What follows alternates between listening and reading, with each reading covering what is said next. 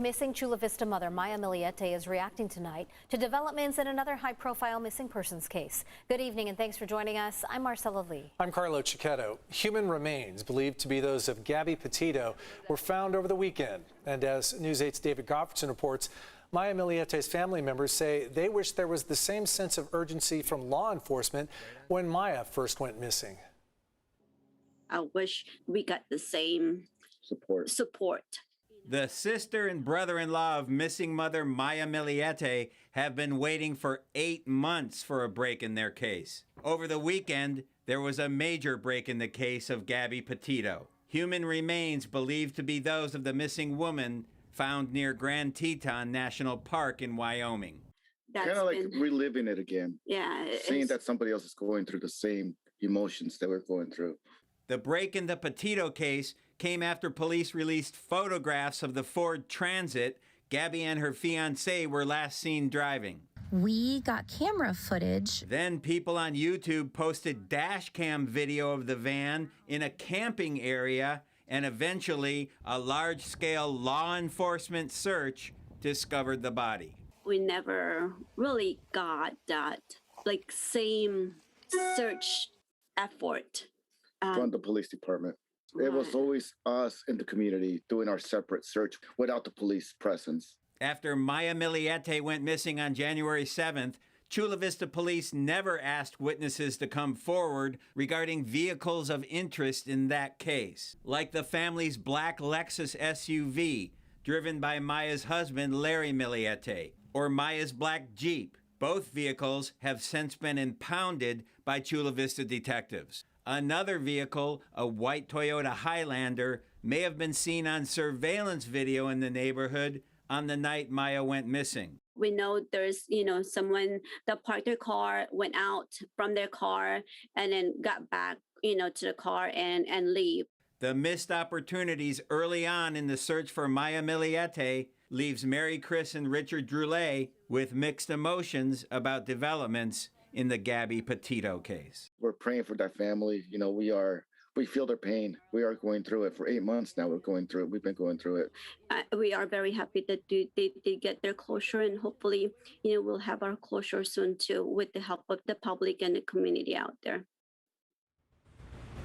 News 8 reached out to Chula Vista Police Department, but they would not comment because they said it may compromise their ongoing investigation, except they did say the department is committed to seeking justice for Maya, and they are in frequent communication with her family. Marcella? David, we know there have been a number of searches for Maya by her family and friends, and law enforcement was involved in at least one search near her home, right? That's right. Chula Vista police say they searched a golf course near the Maya Millete home 4 months after she went missing. I know her family still wants to know what happened to her, and hopefully they will find out sooner than later. Thank you, David. In that case David was referring to, it's one that has captured the attention of the entire nation. A man from Florida is still missing tonight after a body presumed to be his fiance's was discovered in Wyoming over the weekend. While the search for Brian Laundrie continues, video shows an interaction he and Gabby Petito recently had with police. News 8's Steve Sprice spoke about that video with a therapist who works with domestic violence victims. 2 weeks before Gabby Petito was last seen alive, police in Utah actually investigated her relationship with fiancé Brian Laundrie to see if there was a possibility of domestic violence. You see, Bryant had scratches, and Gabby said she was to blame. But counselors here in San Diego say from their experience, one moment in a relationship doesn't necessarily tell you what's going on. What's going on? How come you're crying? I'm just crying. We've just been fighting this morning. Some personal issues. A concerned citizen saw Gabby and Brian fighting and called police. And when officers pulled their van over, they noticed signs of violence. You want to tell me about those scratches on your face? She had her cell phone in her hand. That's why I was pushing her away. Police determined that Gabby was the aggressor and considered citing her for domestic violence. But in the end, they got Brian a hotel room and told the couple to spend the night apart without contacting each other to cool off. My impressions of Gabby and her behavior are very in line with somebody in an unhealthy relationship. Allison Johnson is with the Center for Community Solutions, which, among other things, provides emergency domestic violence shelters. She says knowing what happened to Gabby makes this hindsight, but the anxiety she shows in the video is a troubling sign. Being a clinician that works with relationship violence, I see that fear of what's going to happen next, what's going to happen when this is over.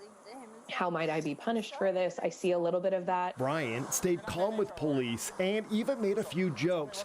Allison believes what he's trying to do here is get police to go away as quickly as possible and not investigate their situation any further. There is some gut instinct for me doing the work that I've done for so long of how come he is portraying this really calm demeanor when clearly there's been altercations between the two of them. Clearly they've been in distress. Allison also took note of the interaction officers had with each other and appreciated their objectivity. Unfortunately for her, we cannot treat, just because he's bigger and stronger, and even if he's not willing to press charges, we can't treat this differently than if it was a male on female violence. I am very impressed with the officers being able to remove the gender bias from their conversation. You don't see that very often. If you or someone you know is involved in a domestic violence relationship, help is available. For more information on that, go to our website, cbs8.com, and click on this story. Thanks, Stephen. Tonight, in a newly released 911 call, we are hearing what a witness reported seeing, which is what sparked police to go after that van. The witness says he saw Laundry slap Gabby several times. Hi, I'm calling. I'm right on the corner of Main Street by Moonflower, and we're driving by, and I'd like to report a domestic dispute. Florida with the white van, Florida license plate, white land, gentleman, Where's it at? 5'6" beard. We are. They just right drove off. outside They're going down Main Street. They made a right onto Main Street from Moonflower. Or what were they doing? Cooperative, but what do you say? What were they doing? We drove by and the gentleman was slapping the girl. He was slapping her? Yes, and then we stopped. They ran up and down the sidewalk. He proceeded to hit her, hopped in the car, and they drove off. Meantime, Gabby's father, Joe Petito, was on Dr. Phil today. This interview was recorded before the remains believed to be those of Gabby were found this weekend. Here's what he had to say about the family of Brian Laundrie as multiple agencies investigate his daughter's disappearance. My son comes home without his companion, who lives in my house. Remember, Gabby lived there. Right. So if he's back at the, so my son's back at my house without the person who lives in my house, and once he gives me an explanation, I'm on the phone with the parents saying, we got a problem, because I'm a good person. We got a problem, and we got to handle it quick. And whatever the problem is, however the scenario is, I teach my son and my youngest son and Gabby to stand up for your mistakes. All right, if you do something wrong, you apologize and you take what's coming, because that's what decent people do. Obviously, they skip that role in parenting. Again, this interview was recorded before the remains believed to be Gabby's were discovered in Wyoming yesterday. Joe Petito told Dr. Phil that he had a gut feeling about what happened to his daughter, but he was trying to stay focused. A man was shot and killed in a shooting outside a Mountain View liquor market. Police got reports of a shooting outside Mike's Market on Ocean View Boulevard around 3:30 this afternoon. Officers found an injured man on the ground. He later died at the hospital. A second wounded man showed up at the hospital later. Police have not made any arrests, but say the suspect's vehicle is a newer model black SUV. And in City Heights, firefighters are getting a handle on a brush fire that threatened homes. This broke out in a canyon just before 5 o'clock near Fairmont and Sumac. Crews were able to get it under control before it reached any homes.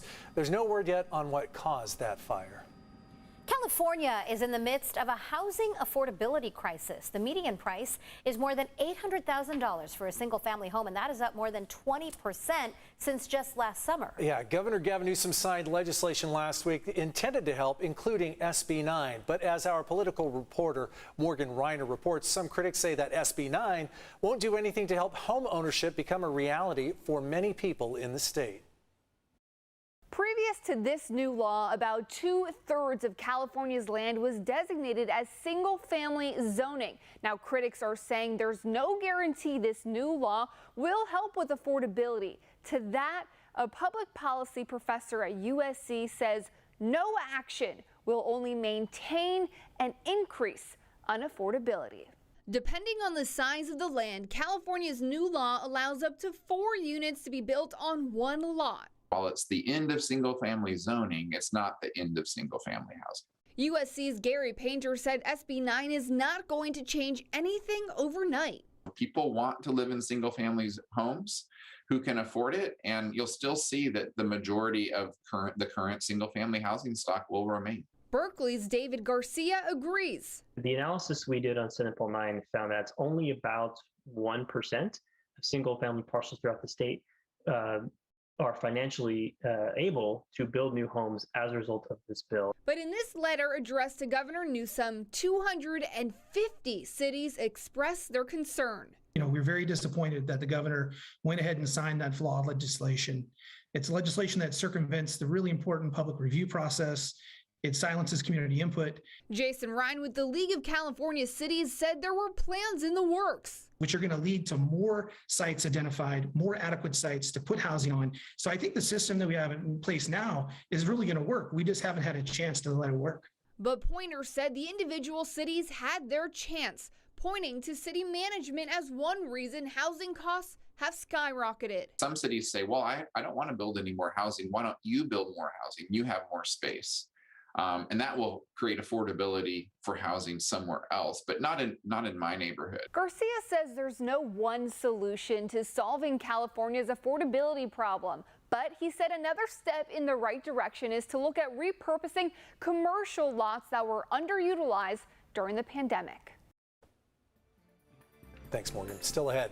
The recall election may be over, but there's a huge bill to pay. Who's picking up the tab? We verify. Plus, the latest on the largest expulsion of detainees in decades at the Texas-Mexico border. And fall is literally right around the corner, but summer says not so fast. We have a heat advisory that's going to come in play tomorrow on into Wednesday.